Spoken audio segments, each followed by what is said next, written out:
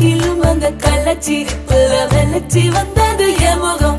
அடி வெத்தல போட்ட உதட்ட எனக்கு பத்திரம் பண்ணிக்கொடு. நான் கொடுத்த கடனை திருப்பி கொடுக்க சத்தியம் பண்ணிக்கொடு. என் ரத்தம் சூடு கொள்ள 10 நிமிஷம் தான் ராசாத்தி. அடிக்கோ 10 நிமிஷம்